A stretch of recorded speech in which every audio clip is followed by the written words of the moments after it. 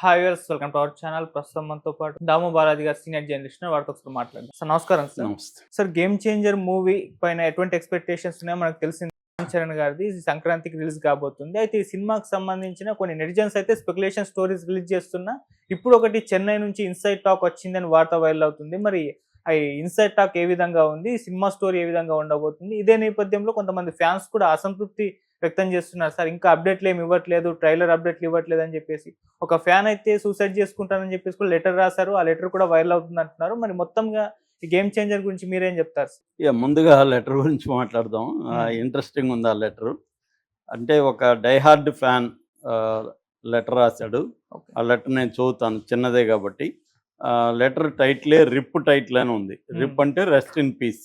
తనంతానే RIP title అని, అంటే తనే చనిపోతే రిప్ అని పెడతారు కదా, తనే ముందే పెట్టుకున్నాడు. RIP title to game changer official గౌరవనీయులైన గేమ్ చేంజర్ గారికి, అంటే గేమ్ చేంజర్ ఒక మనిషిలాగా రాశాడు గారికి, నేను అనగా ఈశ్వర్ డిహెచ్ఎఫ్సి అంటే డైహార్డ్ ఫ్యాన్స్ కమిటీ అని కింద రాసుకున్నాడు బ్రాకెట్లో. చరణ్ అన్న ఫ్యాన్ని చింతిస్తూ రాయినది ఏమనగా, సినిమాకి ఇంకా 13 రోజులు మాత్రమే మిగిలి ఉన్నది. మీరు ఏ విధమైనటువంటి ట్రైలర్ అప్డేట్ ఇవ్వట్లేదు, కనీసం అభిమానుల ఎమోషన్స్ని పట్టించుకోవట్లేదు. ఈ నెల ఆఖరికల్లా మీరు ట్రైలర్ అప్డేట్ ఇవ్వకపోతే, న్యూ ఇయర్ సందర్భంగా ట్రైలర్ రిలీజ్ చేయకపోతే నేను ఆత్మహత్యకు పాల్పడుతానని సవినయముగా తెలియజేసుకుంటున్నాను. ఇట్లు మీ విధేయుడు చరణ్ అన్న భక్తుడు ఈశ్వర్. ఇది లెటర్ అనమాట. ఇది మనకి కామెడీగా ఉంటుంది కానీ వాళ్ళకి పాపం సీరియస్గానే ఉన్నట్టుంది. ఎందుకంటే అభిమానులు హర్ట్ అవుతున్నారు. మామూలుగా అప్డేట్లు ఇవ్వాలి. ఇది ఆల్రెడీ ఇప్పుడు ఏంటంటే 4 ఏళ్ళు అయిపోయింది ఈయన సోలో సినిమా వచ్చి. సో అభిమానులు ఖచ్చితంగా మన అంటే మామూలుగా లాజికల్గా ఆలోచించే వాళ్ళకి ఇదంతా సిల్లీగా కనబడుతుంది. ఏంట్రా ఇప్పుడు మీ బాధ ఏంటి అనిపిస్తుంది. కానీ అభిమానులు నిజంగానే సీరియస్ అభిమానులు ఉన్న వాళ్ళు చాలామందిని నేను కూడా చూశాను దగ్గరగా. ఎందుకంటే మేము ఫిల్మ్ రీసెర్చ్ గ్రూప్లో నేను కొద్ది రోజులు పనిచేసి ఫ్యాన్స్ని కూడా ఇంటర్వ్యూలో చేశాం. వాళ్ళు చాలా కోసుకోవడం ఇవన్నీ ఎమోషనల్గా ఉంటుంది వాళ్ళ వ్యవహారం. అవన్నీ చూపించారు మాకు. చూడండి సార్ మేము ఎట్లా కోసుకున్నాం, ఇక్కడ బొమ్మలు వేసుకోవడం, రకరకాల పిచ్చి వ్యవహారం ఫ్యాన్స్లో ఉంటుంది అనమాట. సో అందుకని అతను సీరియస్గానే రాసి ఉండొచ్చు. ఎందుకంటే ఇప్పుడు ఈ పుష్ప గొడవలో పడి గేమ్ చేంజర్కి పెద్ద పబ్లిసిటీ రాలేదు, పెద్ద హైప్ లేదు ఇప్పటి వరకు. ఇంకా అతను చెప్పినట్టుగా 13 రోజులే టైం ఉంది. ఇది ఈరోజు ఇందాక రాసిన లెటరే అది ఫ్రెష్గా. సో అతను బెదిరిస్తున్నాడు. నిజానికి ఏంటంటే ట్రైలర్ రిలీజ్ చేయాలి, డేట్ అనౌన్స్ చేయలేదు ఇంకా. అంటే ఈ గొడవలంతా చేసినా కూడా ఈ గొడవల్లో మనకి మైలేజ్ రాదని వాళ్ళు వెయిట్ చేస్తున్నారు. ఎందుకంటే డల్లాస్లో చేసినా కూడా డల్లాస్లో చేసిన ఫంక్షన్కి పెద్దగా పేరు రాలేదు ఎక్కడ. ఎందుకంటే మొత్తం ఇప్పుడు అల్లు అర్జున్ ఇష్యూ నడుస్తుంది కాబట్టి ఇంకా వేరే ఎవరిది రాలేదు. అందుకని వాళ్ళు వెయిట్ చేసి కొద్దిగా ఇది సబ్సైడ్ అయినాక చేద్దామని, అందుకే దిల్ రాజు రంగంలోకి దిగి దాన్ని కొద్దిగా పరిష్కరించి నెక్స్ట్ మన సినిమాల మీదకి వెళ్దామనేది దిల్ రాజుకున్న ఐడియా. ఎందుకంటే దిల్ రాజుకి టెన్షన్ ఉంది. 3 సినిమాలు రిలీజ్ అవుతున్నాయి. 3 కలిసి ఒక 600 కోట్లన్న బడ్జెట్ మినిమం ఉంటుంది సినిమాలకి. సో ఆయనకి ఆ ఇబ్బందులు అయితే ఉన్నాయి. అందుకని ఆయన ఇమీడియట్గా ఈ సమస్యను పరిష్కారం కాకపోతే మనకు దెబ్బ తగులుతుందని ఆయన ఆగమేఘాల మీద 24 అవర్స్ అదే పనిలో ఉండి మొత్తానికి సక్సెస్ఫుల్గా చేయగలిగాడు. సో ఇప్పుడు ఈ సమస్య పరిష్కారం అవుతుంది కాబట్టి ఇప్పుడు గేమ్ చేంజర్ మీద వెళ్తుంది. సో కాబట్టి వాళ్ళు రిలీజ్ చేస్తారని నాకు తెలిసి ఈ అబ్బాయి ఆత్మహత్య చేసుకోవాల్సిన అవసరం లేదు. రెండోది చేయకపోయినా చేసుకోవాల్సిన అవసరం లేదు. ఎందుకంటే వాళ్ళు రిలీజ్ అనేది వాళ్ళు కామన్గా ఖచ్చితంగా చేస్తారు కదా, ఒక రోజు అటు ఇటు చేస్తారు. ఇతను డెడ్ లైన్లు పెడితే ఎలాగా? సో రేపు పొద్దున మళ్ళీ అదొక కేసు అవుతుంది. ఆల్రెడీ రేవంత్ రెడ్డి ప్రభుత్వం సినిమా వాళ్ళ మీద సీరియస్గా ఉంది. పొరపాటున ఇట్లాంటి ఫ్యాన్స్ ఆత్మహత్య చేసుకున్నాం, మళ్ళీ అతన్ని అరెస్ట్ చేసినా చేస్తారు. ఎవరిని? రామ్ చరణ్. ఎందుకంటే మళ్ళీ అందరికి ఒక న్యాయం, అతనికి ఒక న్యాయం, ఇతనికి ఒక న్యాయం అనే గొడవలు అవుతాయి కదా. కాబట్టి జరిగినా జరుగుతుంది. అందుకని రామ్ చరణ్ కూడా భయం ఉంటుంది ఇట్లాంటి లెటర్లు చూస్తే. సో అభిమానులు అట్లాంటి పని చేస్తే తను అభిమానంగా ఇష్టపడే రామ్ చరణ్కే ఇబ్బంది కాబట్టి ఆ అభిమాని చేయకుండా ఉండడం అవసరం. చేయకుండా ఉంటాడని మనం ఆశిద్దాం. అయితే ఈ లోపల ఏంటంటే చెన్నై నుంచి ఒక అప్డేట్ వచ్చింది. ఆ అప్డేట్ ఏంటంటే గేమ్ చేంజర్ స్టోరీ ఏంటి, గేమ్ చేంజర్ ఎలా ఉంది అనేది అక్కడ తమిళ్లో చూసిన కొంతమంది, ఎందుకంటే ఎయిటింగ్ దీంట్లో ఉంటారు కాబట్టి ఆ బ్యాచ్లో రిలీజ్ అయిందనమాట. శంకర్ అభిమానులు రిలీజ్ చేశారు. ఎందుకంటే శంకర్కి కూడా ఇది ప్రెస్టీజియస్ ఫిల్మ్. శంకర్ నిజానికి రాజమౌళి వీళ్ళంతా రంగంలోకి రాకముందే ఆయన పాన్ ఇండియా సినిమా అనే కాన్సెప్ట్ రాకముందే పాన్ ఇండియా సినిమాలు తీసిన వ్యక్తి శంకర్, మనకు తెలుసు. కానీ ఆయన వరుసగా ఫ్లాపుల వల్ల శంకర్ వెనకబడిపోయాడు, ఎవరెవరో ముందుకు వచ్చేసారు. ఇప్పుడు శంకర్ వరుసగా రోబో 2 కానీ ఇండియన్ 2 కానీ దారుణమైన ఫ్లాపులు అవ్వడంతో శంకర్ మీద డౌట్లు ఉన్నాయి. ఆ టైంలో ఈ ఫిల్ము రిలీజ్ పెట్టుకున్నారు. ఇప్పుడు దీని మీద కూడా ఇటు శంకర్, ఇటు చిరంజీవి మెగా ఫ్యాన్స్ అందరూ కూడా దీని టెన్షన్లో అయితే ఉన్నారు. సో ఈ క్రమంలో అసలు ఏంటి, గేమ్ చేంజర్ ఏంటి, కథ ఏంటి, దీని పరిస్థితి ఏంటి అనేది అందరికీ ఒక క్యూరియాసిటీ ఉంది.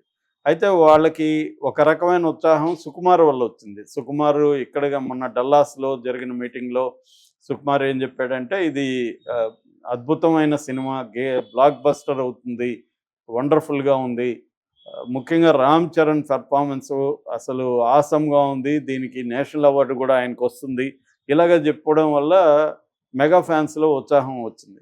అయితే కథ ఏంట్రా బాబు, ఇది టీజర్ చూస్తేమో ఫాస్ట్గా వెళ్ళిపోతూ రొటీన్గా అనిపిస్తుంది. టీజర్లో కొత్త వెరైటీ ఏమి కనిపించట్లేదు. సో అసలు ఏంది దీని కథ, ఏంది, ట్రైలర్ ఎప్పుడు రిలీజ్ చేస్తారు అన్న ఇదైతే టెన్షన్ అయితే ఉంది. సో ఈ క్రమంలో ఇప్పుడు చెన్నై నుంచి ఏమొచ్చింది అనేది మనం చెప్పుకుంటే, చెన్నై నుంచి ఏమొచ్చిందంటే ఇతని 2 క్యారెక్టర్లు రామ్ చరణ్ చేశాడు. ఒకటి రామ్ నందన్ అనే క్యారెక్టరు, అతను స్టూడెంట్గా ఉండి తర్వాత ఐఏఎస్ అవుతాడు. ఆ రామనందన్ క్యారెక్టర్ ఒకటి. 2 అప్పన్న క్యారెక్టరు, అప్పన్న ఫ్లాష్ బ్యాక్లో అప్పన్న క్యారెక్టర్. సో మామూలుగా ఓపెన్ అయ్యేదేమో కాలేజీలో ఓపెన్ అవుతుంది. ఇతను ఎట్లాగా కాలేజీలో ఇది సీన్లు అవన్నీ వస్తాయి. డెహ్రాడూన్లో ట్రైనింగ్ అవన్నీ చూపిస్తారు.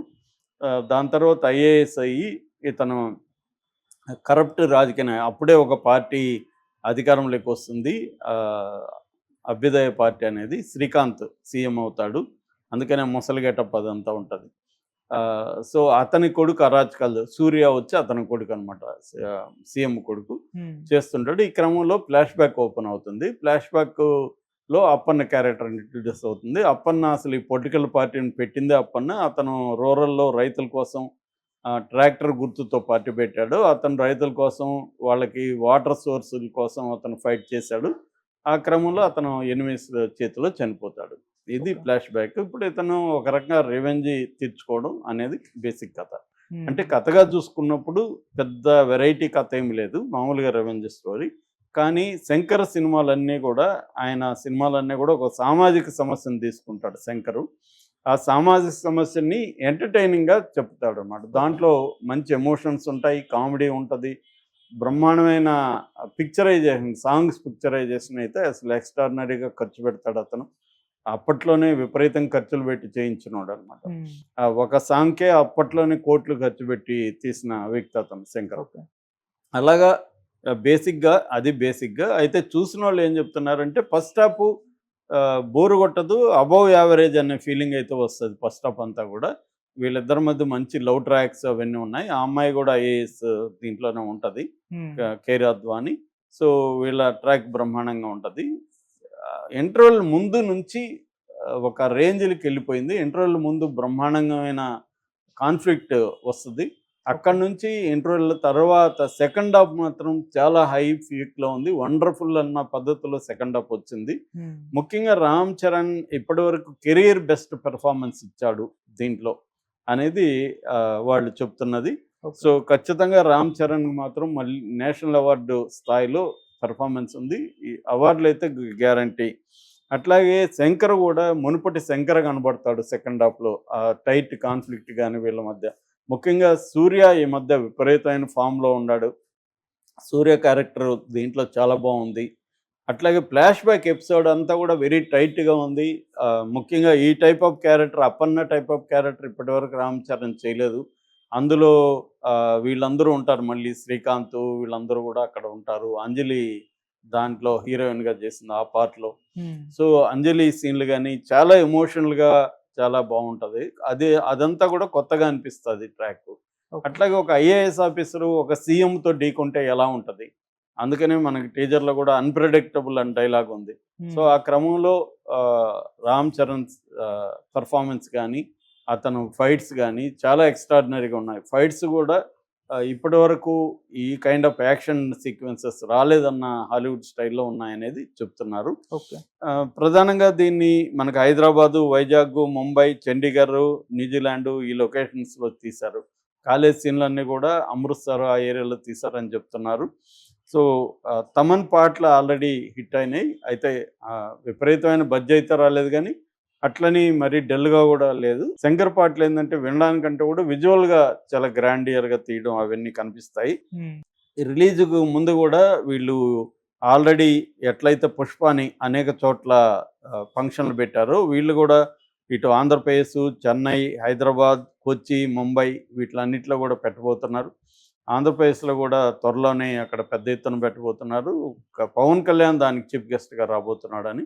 ఒక కటౌట్ గూడా ఆల్రెడీ ఏర్పాటు చేశారు. ఇండియాలోనే ఏ హీరోకి ఇప్పుడు లేనంత పెద్ద కటౌట్ చేయబోతున్నారు. అది రేపు ఓపెనింగ్ ఉందని కూడా చెప్తున్నారు విజయవాడలో. ఓకే. విజయవాడ వజ్రా గ్రౌండ్స్ బృందావన్ కాలనీలో అది ఉందని. సో, దీన్ని బేసిక్ కథ ఇచ్చిందేమో కార్తీక్ సుబ్బరాజు. కార్తీక్ సుబ్బరాజు చాలా ఫేమస్ డైరెక్టరు. స్క్రిప్ట్ వర్క్‌లో ఆయన చాలా పేరుంది ఆయనకి. ఆయన కథ ఇచ్చాడు దీనికి మూల కథ. దీనికి ముగ్గురు స్క్రీన్ ప్లే రైటర్లు. శంకర్ గాకుండా వెంకటేషన్, ఫర్హాద్ పామ్‌జీ, వివేక్ అనే ఒక ముగ్గురు స్క్రీన్ ప్లే రైటర్లు కూడా దీనికి పనిచేశారనమాట.